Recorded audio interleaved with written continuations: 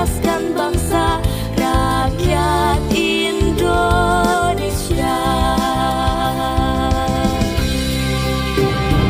Mewujudkan warga Indonesia sejati, kuat berreligi, pembelajar, berkarakter, berbudaya, berwawasan lingkungan dan global.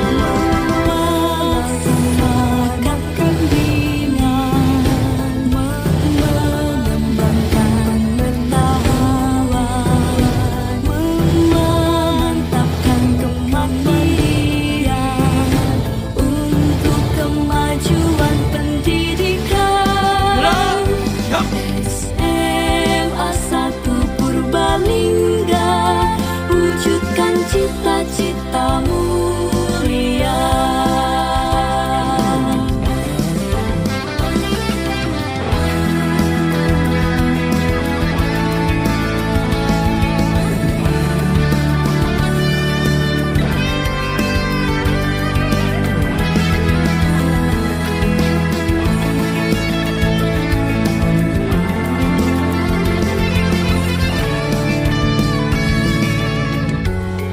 Sedulur kabeh mayu pada mujudaken warga negara Indonesia sejati, kiat ngugemi agami, tansah temen dateng ilmi, gadai karakter, gadai budaya, gadai wawasan lingkungan lan global. SMA 1 Purbalingga, wujudkan cita-cita mulia.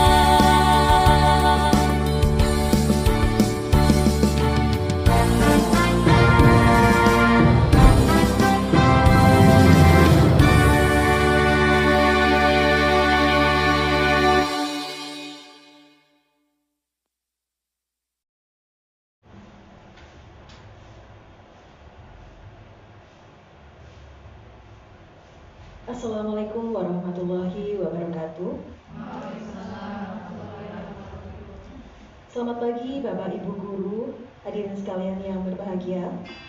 Perkenalkan, saya Miyadi Sivionita, bertugas sebagai moderator pada acara diseminasi budaya positif di SMA Negeri 1 Purbalingga, calon guru penggerak angkatan 11 Kabupaten Purbalingga. Sebelumnya izinkan saya untuk membacakan susunan acara pada hari ini. Susunan acara yang pertama adalah pembukaan. Susunan acara kedua adalah menyanyikan lagu Indonesia Raya. Acara yang ketiga kegiatan inti, dan acara yang keempat adalah penutup. Untuk acara yang pertama, yaitu pembukaan, marilah kita panjatkan puji syukur kehadirat Tuhan Yang Maha Esa atas limpahan rahmat dan karunia-Nya, sehingga kita dapat berkumpul di tempat ini dalam keadaan sehat walafiat.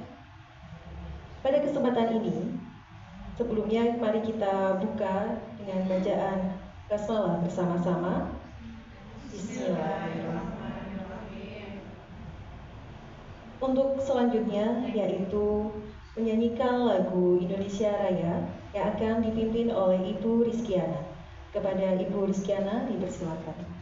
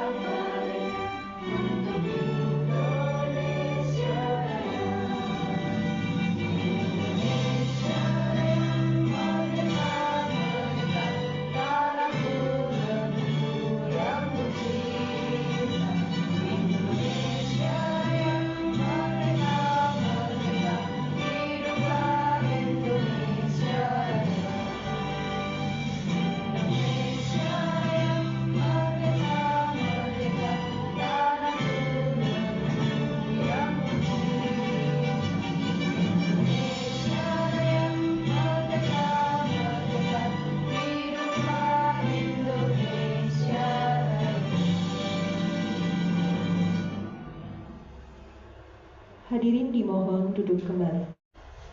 Memasuki acara selanjutnya adalah acara yang sudah kita tunggu-tunggu oleh kita semua, diseminasi budaya positif yang akan disampaikan oleh 3 pemateri.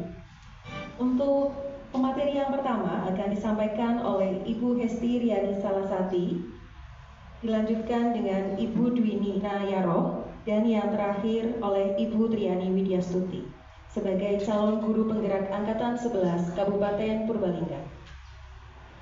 Langsung saja untuk pemateri yang pertama akan disampaikan oleh Ibu Hesti Riani Salasati. Kepada beliau disilakan.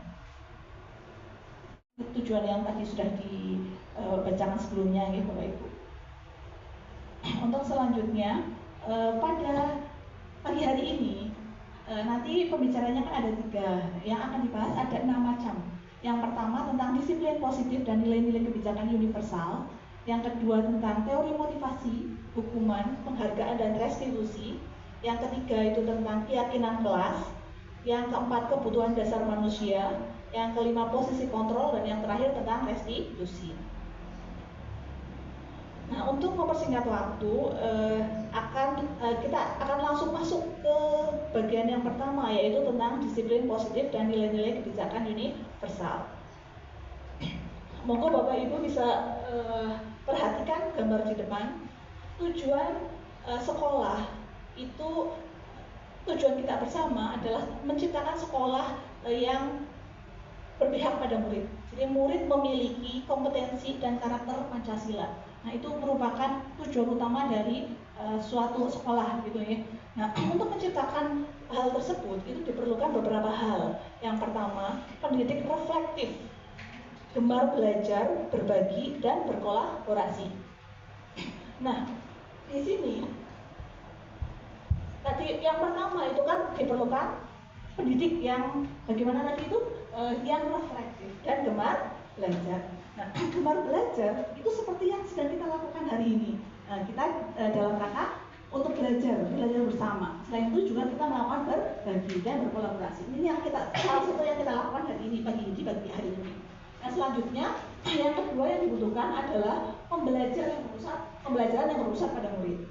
Nah, salah satu yang akan kita bahas tentunya akan berhubungan dengan hal tersebut, pembelajaran yang berpihak pada murid.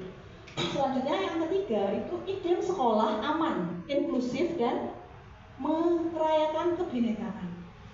Nah, yang ketiga ini nantinya untuk menciptakan sebuah lingkungan yang aman dan nyaman itu kita harus berbasis pada disiplin positif. Nah, disiplin positif ini yang akan kita bahas untuk pembahasan yang pertama.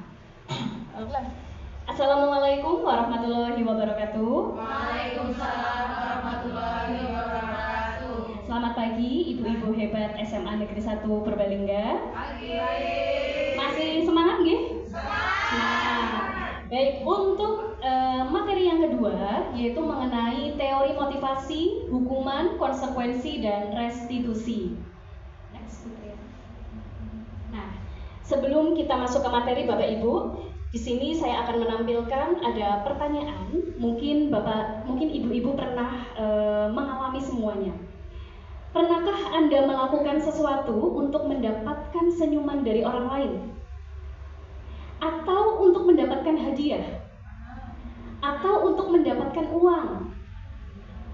Apalagi kira-kira alasan orang melakukan sesuatu? Kalau ingin mendapatkan senyuman, ataukah ingin mendapatkan imbalan, atau ingin mendapatkan uang? Pernah? Pernah. Coba pendapatnya satu, Bu Wera atau Bu Vicky? Coba. Ya, untuk mendapatkan sesuatu berarti ya untuk sesuatu yang kita inginkan, kita akan berusaha memperolehnya apapun caranya. Yang penting kita dapat yang kita mau. Apapun caranya ya. Iya. Contohnya dengan cara apa? Misalnya kan untuk supaya siswa mau memperhatikan, nah kita buat lucu-lucu atau apa gitu. Jadi dari Bu Wera, supaya mendapatkan siswa itu menjadi senang, kita memberikan mungkin penghargaan ya Bu, atau kita memberikan sesuatu. Nah, siswa itu akan lebih tertarik pada pelajaran kita ketika kita memberikan sesuatu atau memberikan jajan misal di dalam pembelajaran. Mungkin seperti itu nih Bu Wera. Nah, coba kita akan mempelajari kira-kira apa saja sih motivasi ketika seseorang itu kok melakukan sesuatu untuk mendapatkan senyumankah, imbalankah, atau penghargaankah dari seseorang atau orang lain. Nah, di sini ada teori motivasi dari Diane Gossen dalam bukunya Restructuring School Discipline yang menyatakan ada 3 motivasi perilaku manusia. Yang pertama, untuk menghindari ketidaknyamanan atau hukuman. Oh, berarti ada misal siswa ingin melakukan sesuatu karena supaya tidak dihukum. Bisa saja sebenarnya itu tidak sesuai dengan hatinya, seperti itu. Kemudian yang kedua, untuk mendapatkan imbalan atau penghargaan dari orang lain. Nah, ini tadi yang sudah disampaikan oleh Ibu Wera. Jadi ingin mendapatkan penghargaan dari guru, ingin mendapatkan coklat dari guru. Jadi siswa tersebut melakukan apapun supaya mendapatkan hadiah tersebut. Kemudian yang ketiga, untuk menjadi orang yang mereka inginkan dan menghargai diri sendiri dengan nilai-nilai yang mereka percaya. Nah, motivasi yang ketiga ini itu biasanya adalah motivasi yang sebenarnya datangnya dari diri sendiri. Nah, yang pertama, untuk menghindari ketidaknyamanan atau hukuman, ini adalah motivasi terendah.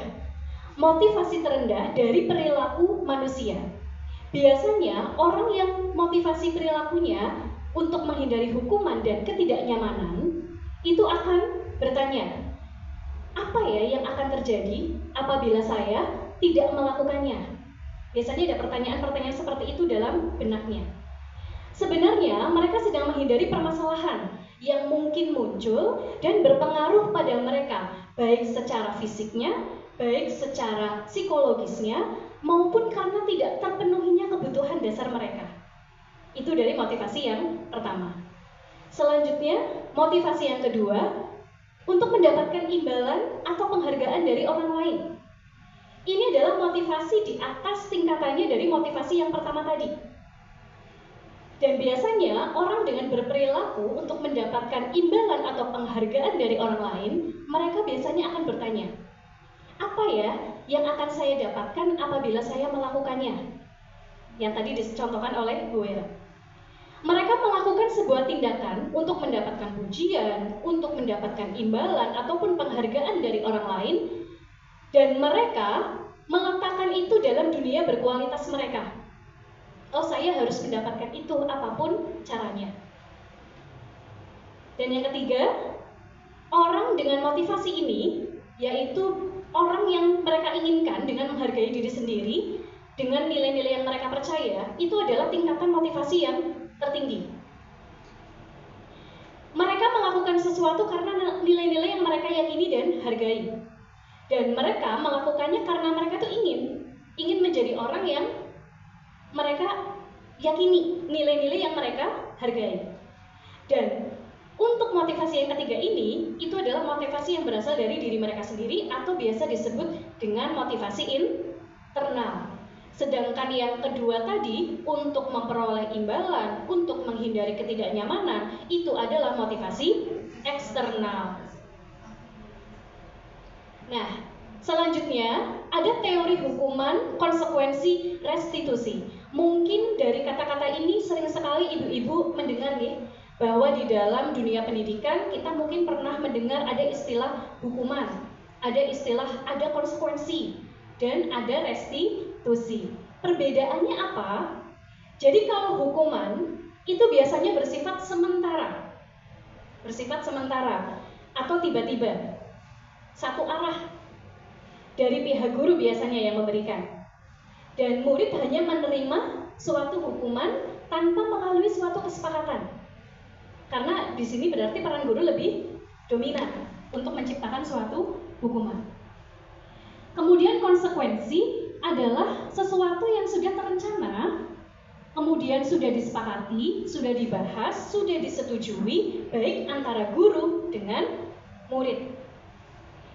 Umumnya bentuk konsekuensi ini sebenarnya dibuat oleh pihak guru, tetapi kan siswa biasanya sudah menerima tanpa ada kesepakatan di awal, tapi okelah kita sepakat seperti itu dengan konsekuensi-konsekuensi yang sudah ada sebelumnya. Sedangkan restitusi merupakan proses kolaboratif yang mengajarkan murid untuk mencari solusi atas masalah yang dihadapinya. Jadi dari restitusi ini akan membantu murid untuk berpikir tentang orang seperti apa ya yang saya inginkan. Sehingga nantinya mereka akan menentukan bagaimana mereka harus memperlakukan orang lain dan diperlakukan oleh orang lain. Ini ada beberapa contoh karakteristik yang lebih spesifik terkait perbedaan antara hukuman, konsekuensi, dan restitusi. Perlu ibu-ibu ketahui bahwa hukuman jika dilakukan oleh seorang guru kepada murid itu nanti akan membentuk identitas gagal.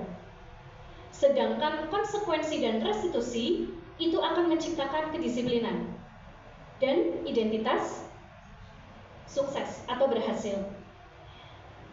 Sekarang kita bisa melihat karakteristik perbedaannya antara hukuman, konsekuensi, dan restitusi. Yang pertama dari hukuman, biasanya hukuman itu adalah sesuatu yang menyakitkan. Nggih napa nggih, ibu-ibu? Nggih, menyakitkan hukuman.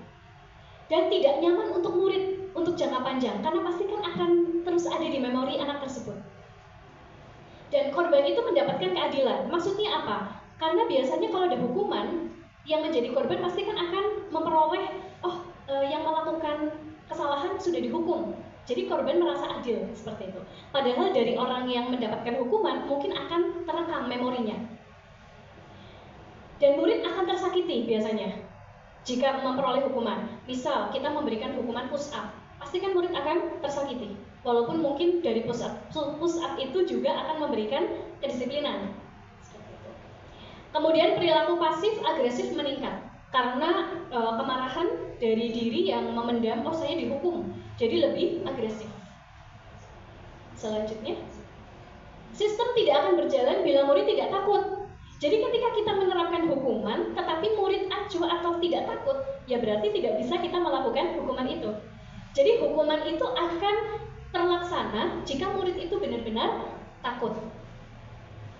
Kemudian hukuman ini hanya berlaku pada sebuah institusi. Biasanya kalau hukuman itu terjadi pada sebuah institusi, ketika murid atau anak itu keluar dari institusi itu, maka hukuman itu tidak berlaku. Biasanya seperti itu. Nah, biasanya ada kata-kata seperti ini. Peraturannya adalah bla bla bla. Kamu harus bla bla bla. Berarti kan pasti. Misalnya dari guru yang menetapkan suatu si anak akan diberi hukuman itu jika melakukan apa. Nah, peraturannya seperti ini.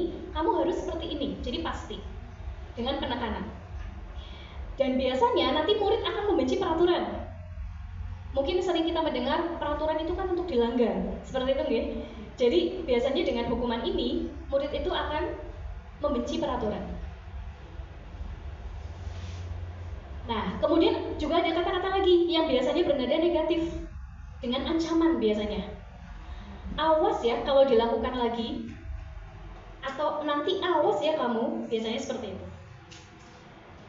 Modenya paksaan, mau nggak mau harus melakukannya, karena itu adalah sebuah hukuman.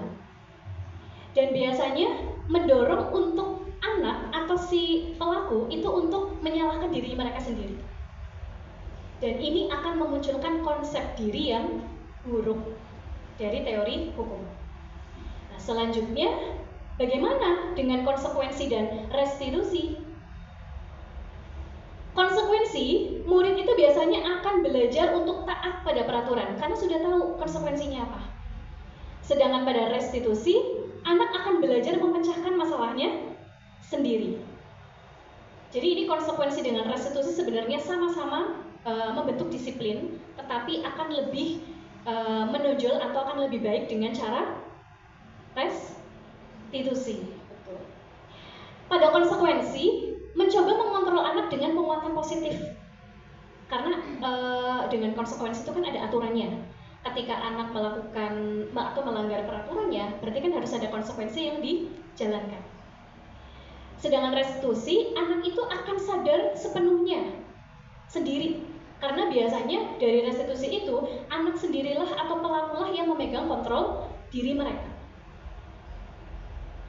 Kemudian selanjutnya biasanya konsekuensi itu membantu guru menyatakan peraturan, melakukan peringatan, dan menerapkan konsekuensi. Konsekuensi itu kan biasanya perlu untuk selalu diingatkan. Selalu diingatkan, kemudian selalu diperingatkan jika ada sesuatu yang melanggar peraturan tersebut. Nah, sedangkan restitusi itu sifatnya adalah menguatkan. Guru itu menyebutkan keyakinan kelasnya atau kesepakatan kelasnya, sehingga kan sama-sama enak antara guru dan muridnya. Kemudian membimbing kerangka acuan berpikir restitusi murid atau anak. Jadi anak itu nantinya tanpa diperingatkan atau tanpa anak itu diingatkan, anak itu sudah ada pada diri atau kontrol diri mereka sendiri untuk melakukan atau pemecahan masalah. Sebelumnya Putri.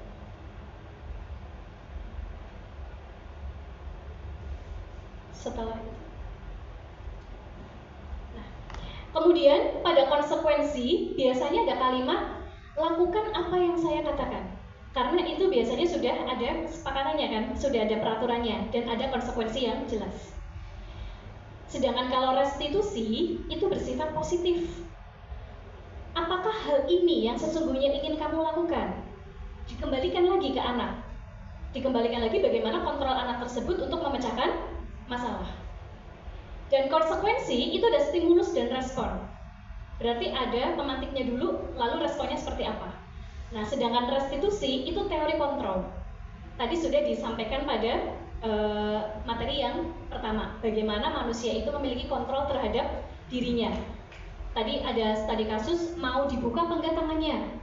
Dan itu yang menentukan mau dibuka atau tidak itu adalah diri siswa tersebut atau diri sendiri. Nah, biasanya konsekuensi itu akan mendorong kepatuhan. Oh, ada konsekuensi nih ketika saya akan melakukan kesalahan. Berarti kan diri siswa atau murid itu biasanya akan patuh, mendorong kepatuhan. Nah, sedangkan restitusi karena muncul dari diri mereka sendiri, maka akan mendorong disiplin positif. Dan nanti konsekuensi itu akan membentuk konsep diri yang baik. Tetapi restitusi akan membentuk konsep diri yang kuat. Berarti kan di atas baik, karena itu sudah melekat pada diri murid tersebut. Selanjutnya. Nah, coba ibu-ibu, di sini ada pertanyaan. Bila di sekolah Anda tidak ada peraturan yang mengharuskan guru datang tepat waktu dan tidak ada surat teguran bagi guru yang datang terlambat dan tidak ada atasan yang memuji Anda jika Anda itu berangkatnya lebih awal, apakah Anda akan datang tepat waktu? Akan tetap datang tepat waktu untuk mengajar murid-murid Anda? Ya, coba Bu Muji.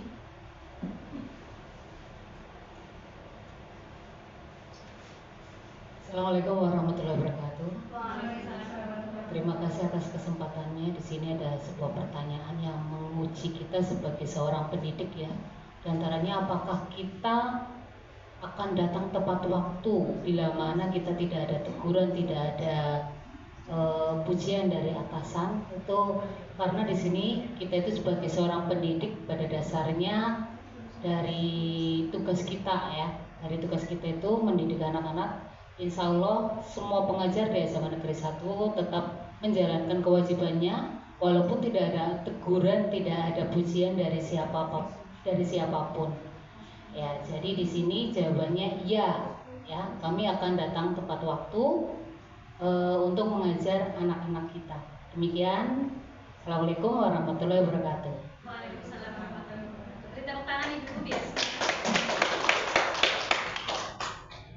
Baik, Ibu Muji, terima kasih untuk jawabannya. Berarti sekiranya apa yang dilakukan Ibu Muji itu sudah sesuai dengan motivasi yang mana nih? Internal. Iya, motivasi internal. Karena apa? Karena Bu Muji tidak terpengaruh apakah mau diberi pujian oleh kepala sekolah, apakah mau diberi hukuman jika terlambat. Jadi membentuk diri seorang guru untuk berdisiplin datang ke sekolah tepat waktu. Selanjutnya, nah untuk materi yang ketiga, selanjutnya akan disampaikan oleh Ibu Triani. Dan untuk materi yang teori, hukuman, konsekuensi, dan restitusi cukup sampai di sini. Terima kasih untuk segala perhatian dari ibu-ibu semuanya. Selamat pagi, Ibu Ganesha Hebat. Assalamualaikum warahmatullahi wabarakatuh. Oke, setelah kita tadi belajar tentang restitusi, sekarang kita akan belajar tentang materi yang selanjutnya, yaitu tentang keyakinan kelas. Saya yakin ibu-ibu semuanya ketika pada awal masuk di kelas di semester awal, pasti kita akan hal awal akan kita lakukan adalah melakukan keyakinan kelas. Oke, Ibu. Iya, betul. Kenapa sih kok harus keyakinan kelas bukan peraturan kelas? Ada yang bisa jawab, Ibu? Kalau dulu kan ada peraturan kelas. Nah, kalau sekarang kita terbiasa dengan mendengar kata-kata, ayo sebelum kita masuk ke materi, kita akan membuat dulu tentang keyakinan kelas. Ada yang tahu Bapak Ibu? Ada yang tahu Ibu? Kenapa harus keyakinan kelas bukan peraturan kelas? Izin menjawab ya, kenapa bukan peraturan tapi keyakinan? Ya, izin menjawab. Assalamualaikum warahmatullahi wabarakatuh. Ya. Kenapa bukan peraturan tapi keyakinan kelas? Menurut saya, kalau peraturan itu dari satu arah, ya. Tapi kalau keyakinan itu menyeluruh, jadi berasal dari kesepakatan bersama. Tapi kalau peraturan itu hanya dari atas. Menurut saya kayak gitu. Terima kasih. Terima kasih Ibu Vera. Bisa pakai close ya Ibu-ibu biar tambah semangat. Ya betul apa yang disampaikan oleh Ibu Vera, bahwa keyakinan kelas itu atas kesepakatan kita bersama. Beda dengan namanya peraturan. Kalau peraturan pasti dari satu orang membuat peraturan tersebut. Nah, sedangkan kita ketika membuat kesepakatan kelas pasti akan meminta anak atau peserta didik murid kita untuk berpendapat, untuk memberikan apa yang diinginkan murid untuk kelasnya. Begitu ya Ibu ya? Selanjutnya. Oke, di sini ada cara pembentukan keyakinan kelas. Nah, keyakinan kelas itu bersifat abstrak daripada peraturan, berupa pernyataan yang universal, dibuat dalam pernyataan positif. Ya, sekarang kita tidak boleh menggunakan kata tidak, jangan, gitu ya.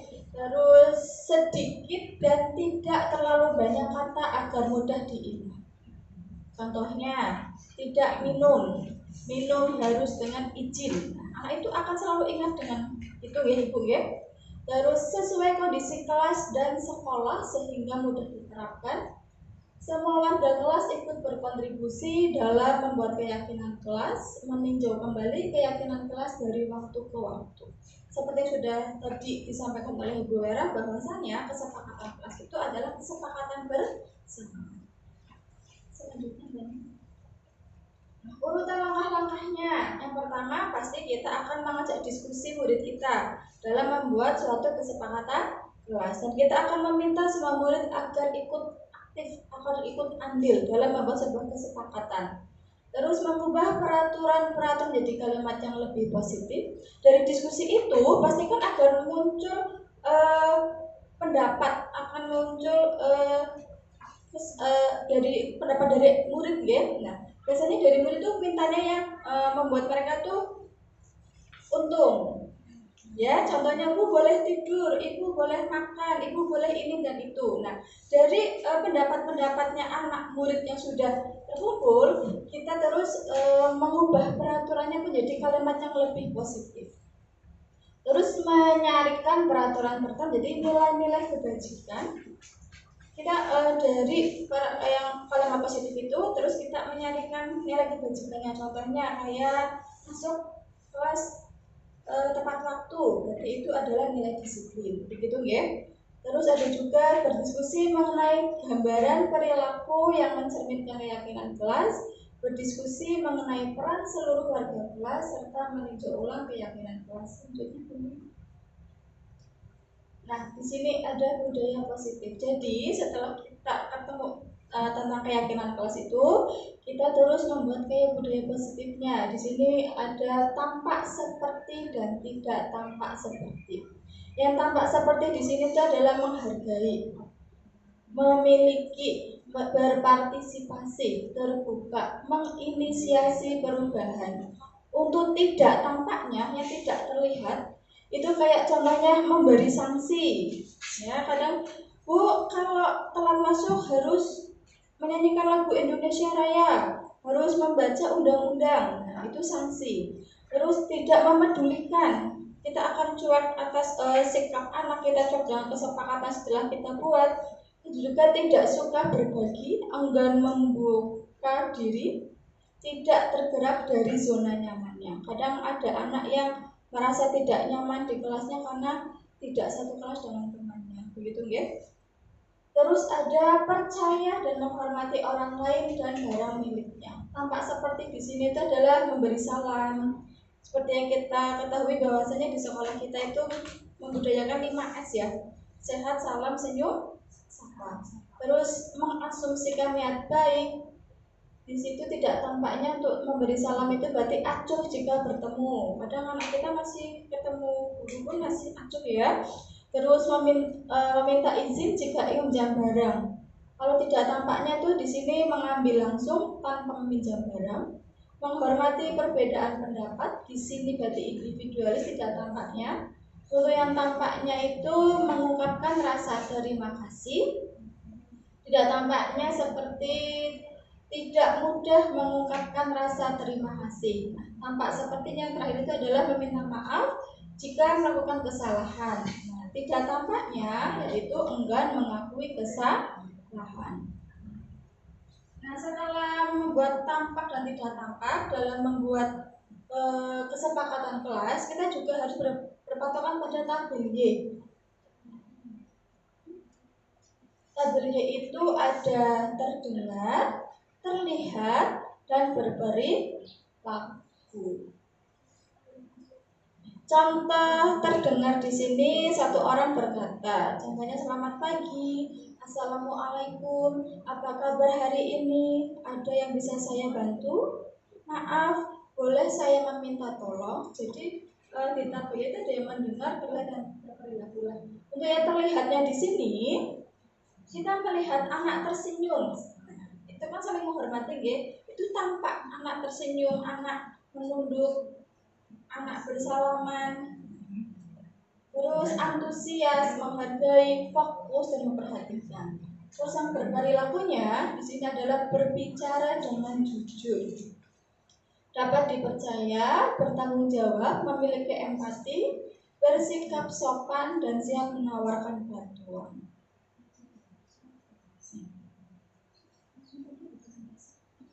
Oke, setelah kesepakatan kelas, langsung ke materi kebutuhan dasar manusia. Nah, kebutuhan dasar manusia itu adalah segala sesuatu yang kita lakukan untuk mendapatkan apa yang kita inginkan. Seluruh tindakan yang kita lakukan memiliki tujuan tertentu, dan semua usaha terbaik yang kita lakukan adalah dalam rangka agar kebutuhan kita dapat terpenuhi. Kita manusia pasti memiliki kebutuhan, gitu ya. Kebutuhannya ada apa saja?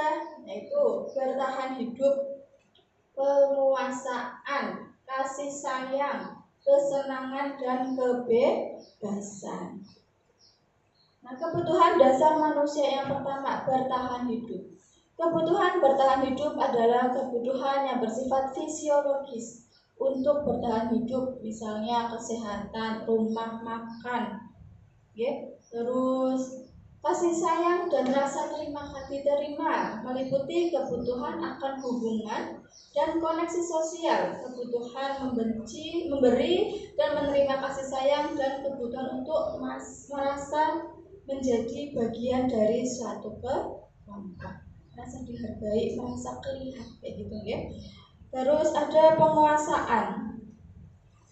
berhubungan dengan kekuatan untuk mencapai sesuatu, menjadi kompeten, menjadi terampil, diakui atas prestasi dan keterampilan kita, didengarkan dan memiliki rasa harga diri. Dan kebutuhan yang selanjutnya adalah kebutuhan kebebasan. Kebutuhan akan kemandirian, otonomi, memiliki pilihan dan mampu mengendalikan arah hidup seseorang. Dan yang terakhir itu adalah kebutuhan kesenangan. Kebutuhan akan kesenangan adalah kebutuhan untuk mencari kesenangan, bermain, dan tertawa.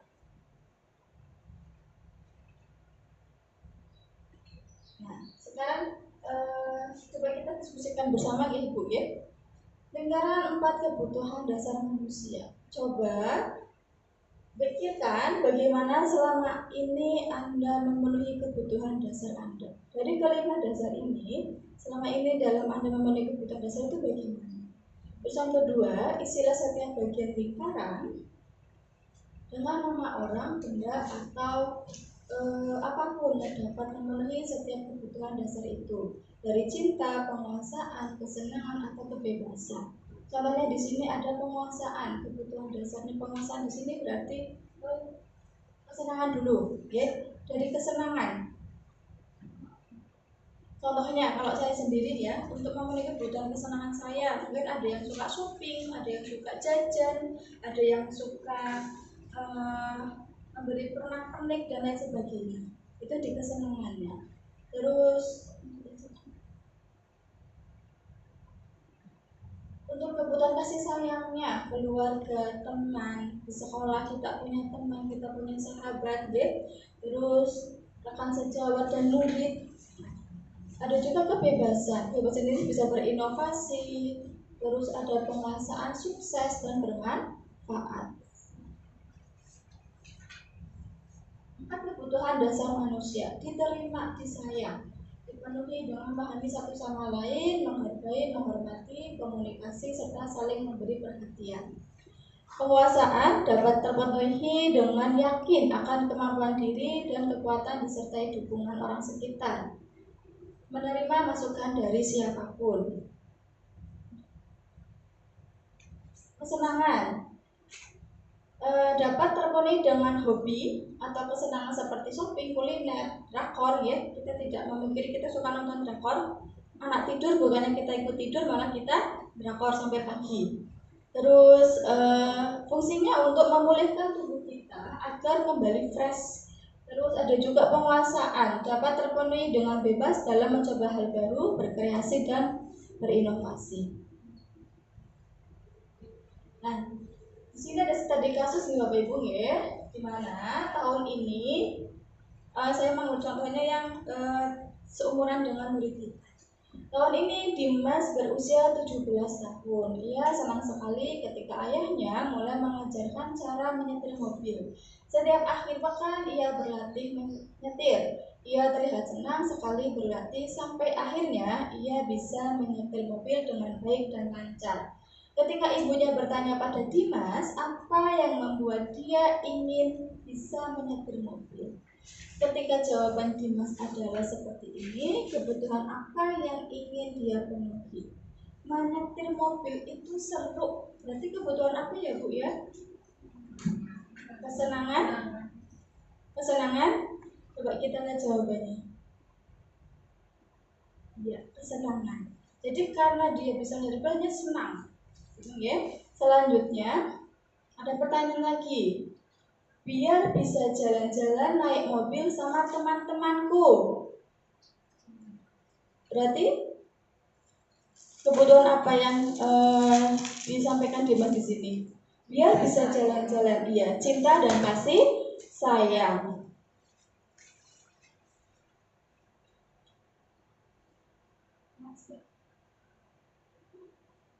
Selanjutnya, aku merasa bangga dan keren karena dia bisa menyetir mobil. Dia merasa bangga dan keren. Berarti kebutuhan apa yang disampaikan oleh Dimas? Penguasaan. Coba kita lihat jawabannya. Iya. Dan selanjutnya, aku senang bisa pergi ke tempat-tempat yang aku suka. Berarti kebutuhan kesenangan. Coba Ibu. Ya bebas, aku suka jalan-jalan ke tempat-tempat yang aku suka. Berarti kan merasa bebas. Iya, merasa bebas. Dia itu sudah bisa nyetir mobil nih, bisa ke sana kemari sendiri tanpa harus diantar oleh orang tuanya. Selanjutnya kita akan ke materi tentang restitusi. Apa itu restitusi? Restitusi adalah suatu proses menciptakan kondisi bagi murid untuk memperbaiki kesalahan sehingga mereka dapat kembali ke kelompok mereka dengan karakter yang lebih kuat. Restitusi juga merupakan proses kolaboratif yang mengajarkan murid untuk mencari solusi atas masalah mereka dan membantu murid untuk berpikir ingin menjadi orang seperti apa mereka dan bagaimana mereka memperlakukan orang lain. Di sini ada 9 ciri-ciri restitusi. Yang pertama yaitu ada belajar dari kesalahan, bukan menebus kesalahan ya Bu. Memperbaiki hubungan, menawarkan bukan memaksa. Restitusi diri adalah cara terbaik. Menuntut untuk melihat ke dalam diri, mencari kebutuhan dasar yang mendasari tindakan, berfokus pada karakter bukan tindakan, bukan berfokus pada solusi, dan mengembalikan murid yang berbuat salah pada kelompoknya. Dalam segitiga restitusi itu ada 3 tahapan. Yang pertama itu adalah menstabilkan identitas, validasi tindakan yang salah, dan menanyakan keyakinan. Dari ketiga ini urutannya harus lurus ya Ibu. Menstabilkan identitas. Yang pertama itu adalah untuk bertujuan mengubah identitas anak dari orang yang gagal karena melakukan kesalahan menjadi orang yang sukses. Anak yang melanggar aturan karena sedang mencari perhatian. Anak yang sedang mengalami kegagalan. Dia mencoba untuk memenuhi kebutuhan dasarnya namun ada benturan. Kalau kita mengkritik dia, maka kita akan tetap membuatnya dalam posisi gagal. Kalau kita ingin ia jadi efektif, maka kita harus meyakini si anak dengan cara mengatakan kalimat-kalimat ajaib. Yang pertama yaitu berbuat salah itu tidak apa-apa. Tidak ada manusia yang sempurna. Saya juga pernah melakukan kesalahan seperti itu. Kita bisa menyelesaikan ini. Ibu tidak tertarik mencari siapa yang salah, tapi ibu ingin mencari solusi dari permasalahan ini. Kamu berhak merasa begitu? Apakah kamu sedang menjadi teman yang baik untuk dirimu sendiri? Tentu akan sulit melakukan restitusi bila anak yang berbuat salah terus berfokus pada kesalahannya. Ada 3 alasan untuk ini. Yang pertama, bersalah menguras energi. Rasa bersalah membutuhkan energi yang sama dengan energi yang dibutuhkan untuk mencari penyelesaian masalah. Yang kedua, ketika kita merasa bersalah, kita mengalami identitas kegagalan. Dalam kondisi ini, orang akan cenderung untuk menyalahkan orang lain atau memperhatikan diri daripada mencari solusi. Dan yang ketiga, perasaan bersalah membuat kita terperangkap pada masalah, di mana kita tidak bisa berbuat apa-apa lagi. Kita hanya bisa mengontrol apa yang akan terjadi di masa kini dan masa depan. Validasi tindakan yang salah. Ini untuk tahapan yang kedua Ibu. Menurut teori kontrol, semua tindakan manusia, baik atau buruk, pasti memiliki maksud atau tujuan. Seorang guru yang memahami teori kontrol akan mengubah pandangannya dari teori stimulus respon ke cara berpikir positif yang mengenali tujuan dari setiap tindakan. Kita mungkin tidak suka sikap seorang anak yang terus-menerus merengek, tapi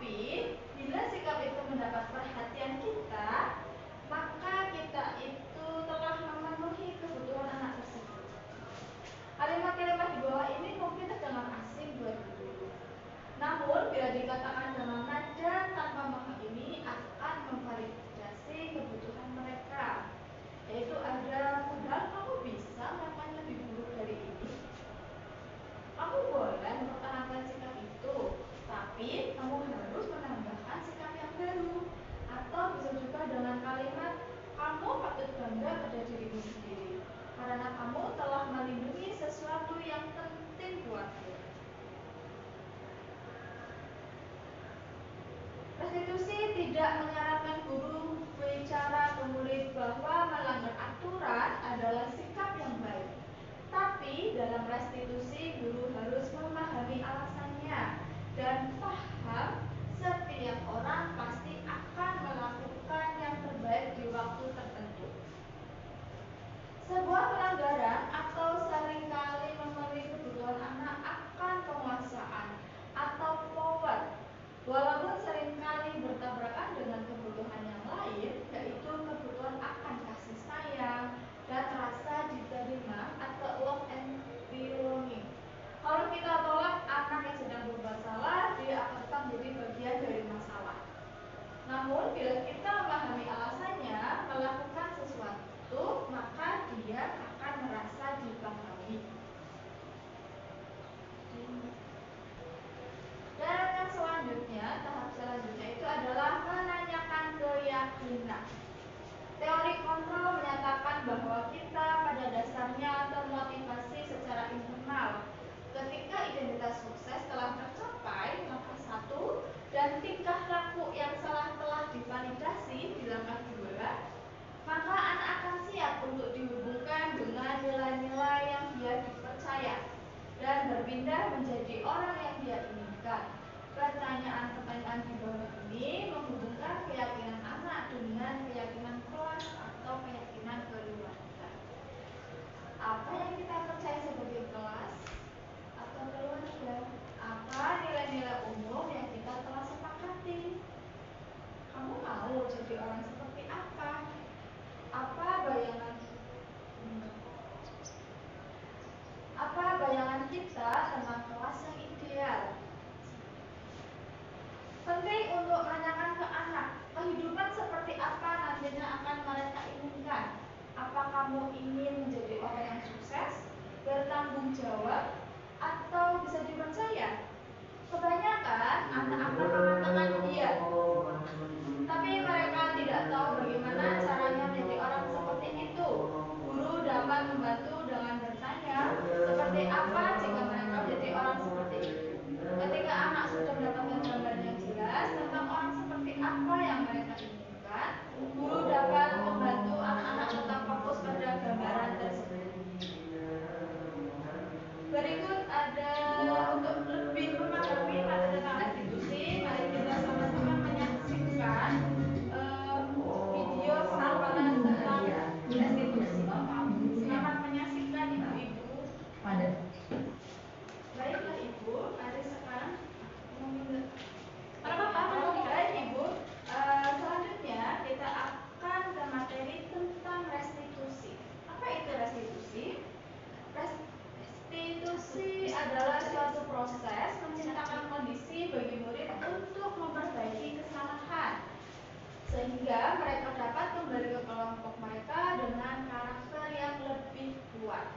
Restitusi juga merupakan proses kolaboratif yang mengajarkan murid untuk mencari solusi atas masalah mereka dan membantu murid untuk berpikir ingin menjadi orang seperti apa mereka dan bagaimana mereka memperlakukan orang lain. Di sini ada 9 ciri-ciri restitusi. Yang pertama yaitu ada belajar dari kesalahan, bukan menebus kesalahan ya Bu. Memperbaiki hubungan, menawarkan bukan memaksa. Restitusi diri adalah cara terbaik. Menuntut untuk melihat ke dalam diri, mencari kebutuhan dasar yang mendasari tindakan, berfokus pada karakter bukan tindakan, bukan berfokus pada solusi, dan mengembalikan murid yang berbuat salah pada kelompoknya. Dalam segitiga restitusi itu ada 3 tahapan. Yang pertama itu adalah menstabilkan identitas, validasi tindakan yang salah, dan menanyakan keyakinan. Dari ketiga ini urutannya harus dulu Ibu. Menstabilkan identitas. Yang pertama itu adalah untuk bertujuan mengubah identitas anak dari orang yang gagal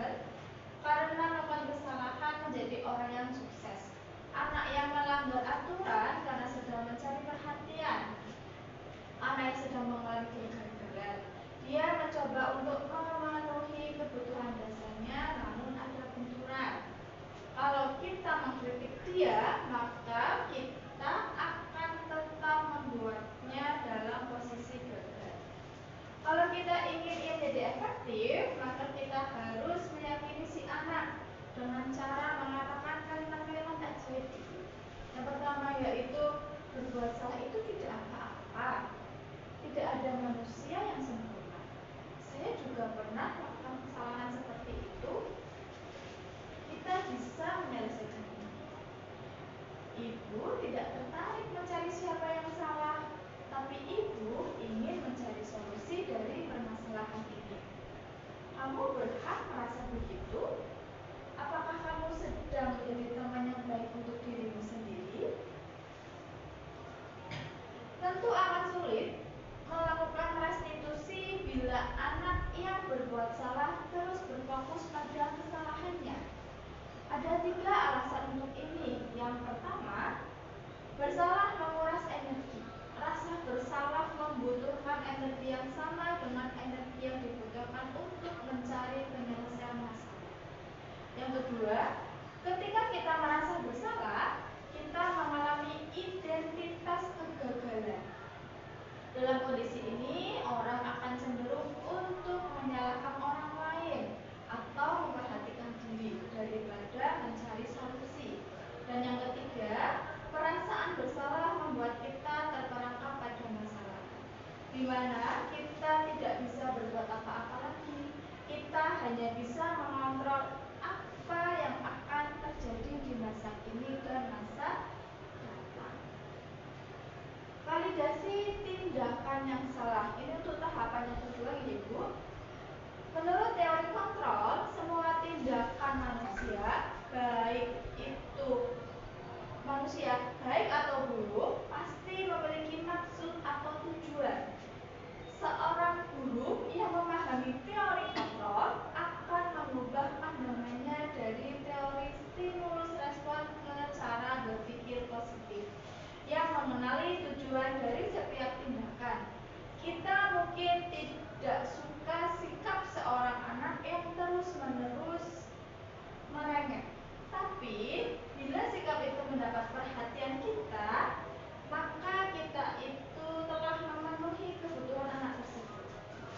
Kalimat-kalimat di bawah ini mungkin terdengar asing buat ibu. Namun bila dikatakan dengan nada tanpa makna ini akan memvalidasi kebutuhan mereka. Yaitu ada, padahal kamu bisa melakukan lebih buruk dari ini. Kamu boleh mempertahankan sikap itu, tapi kamu harus menambahkan sikap yang baru. Atau bisa juga dengan kalimat, kamu patut bangga pada dirimu sendiri, karena kamu telah melindungi sesuatu yang penting buatmu.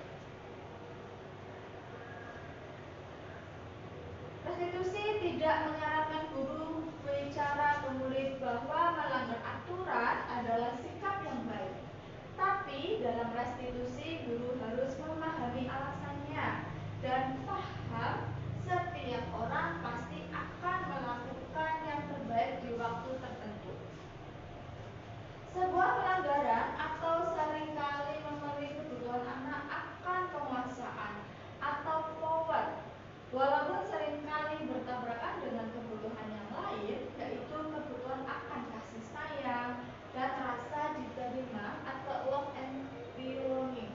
Kalau kita tolak anak yang sedang berbuat salah, dia akan tetap menjadi bagian dari masalah. Namun bila kita memahami alasannya melakukan sesuatu, maka dia akan merasa dipahami. Dan yang selanjutnya, tahap selanjutnya itu adalah menanyakan keyakinan. Teori kontrol menyatakan bahwa kita pada dasarnya termotivasi secara internal. Ketika identitas sukses telah tercapai, langkah 1, dan tingkah laku yang salah telah divalidasi di langkah 2, maka anak akan siap untuk dihubungkan dengan nilai-nilai yang dia dipercaya dan berpindah menjadi orang yang dia inginkan. Pertanyaan-pertanyaan di bawah ini menghubungkan keyakinan dengan keyakinan kelas atau keyakinan keluarga. Apa yang kita percaya sebagai kelas atau keluarga? Apa nilai-nilai umum yang kita telah sepakati? Kamu mau jadi orang seperti apa? Apa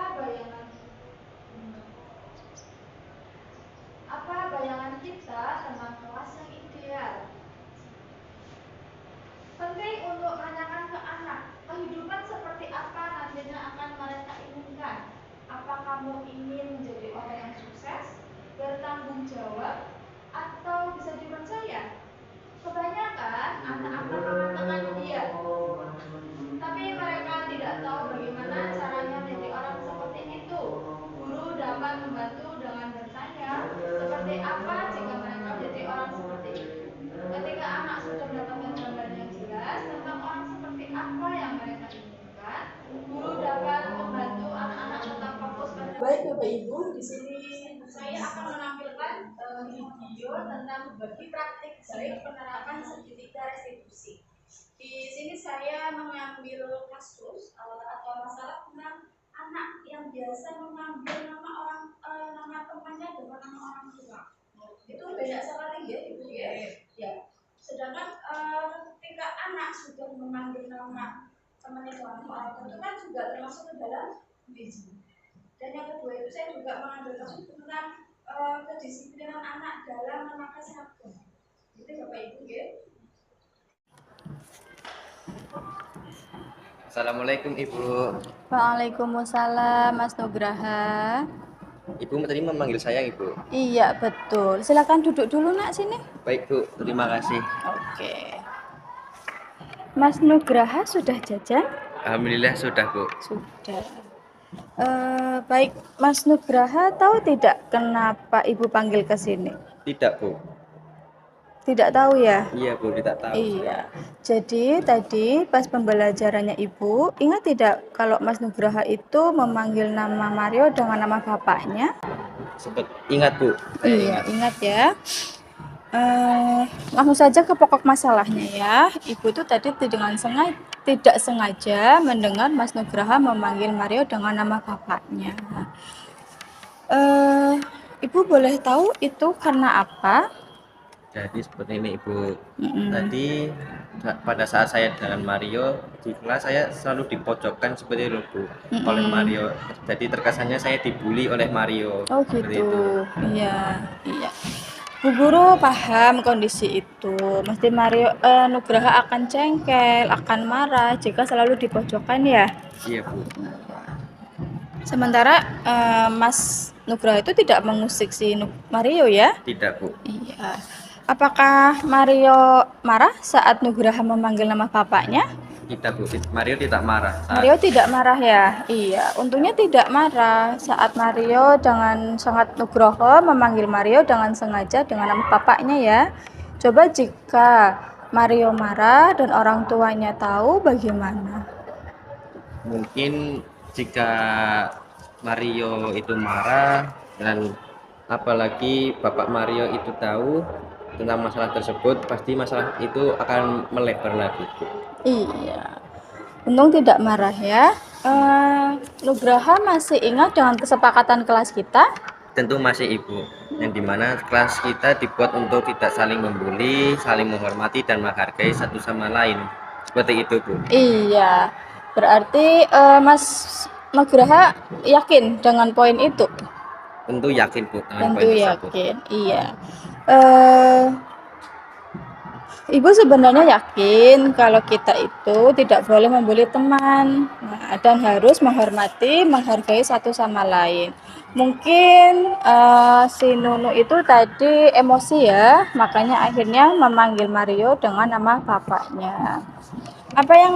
Apakah Nugraha mau memperbaikinya? Tentu saya ingin memperbaiki masalah tersebut. Saya dengan cara mungkin tidak mengulangi kejadian tersebut lagi dan menambah rasa toleransi terhadap teman. Iya, baik. Oke, bagus Mas Nugraha. Ibu sangat mengapresiasi terhadap tanggung jawabnya Mas Nugraha. Mas Nugraha nanti akan meminta maaf ya Baik Bu, saya Iya. akan meminta maaf dengan Mario dan juga saya memaafkan Mario apa yang telah diperbuatnya oleh saya kepada Kepada saya. kamu ya. Iya. Iya, Ibu sangat mengapresiasinya. Tidak hanya di sekolahan Mario tidak membuli temannya, tetapi di rumah, di lingkungan masyarakat, Mario juga tidak membuli teman ataupun saling menghargai, saling toleransi ya Mas Mario ya. Iya Bu. Mas Nugraha, iya. Oke, bisa kembali ke kelas, lanjutkan kegiatanmu hari ini. Terima kasih untuk waktunya. Ibu, sama-sama. Terima kasih Bu. Iya, sama-sama. Saya izin pamit dulu nih Bu. Iya, hati-hati ya. Mau Bu, terima kasih. Iya. Assalamualaikum. Waalaikumsalam. Demikian acara diseminasi budaya positif dari ketiga materi calon guru penggerak angkatan 11 Kabupaten Purbalingga. Terima kasih kepada seluruh hadirin yang sudah hadir dan mengikuti acara ini hingga selesai. Sebelumnya mari kita tutup acara hari ini dengan bacaan hamdalah bersama-sama. Alhamdulillahirrahmanirrahim. Untuk selanjutnya, monggo untuk ibu-ibu sesi foto bersama terlebih dahulu bisa menempatkan diri di depan. Nanti kita sediakan kamera untuk hasil yang lebih maksimal. Terima kasih saya ucapkan sekali lagi. Sekian, wassalamualaikum warahmatullahi wabarakatuh. Waalaikumsalam warahmatullahi wabarakatuh.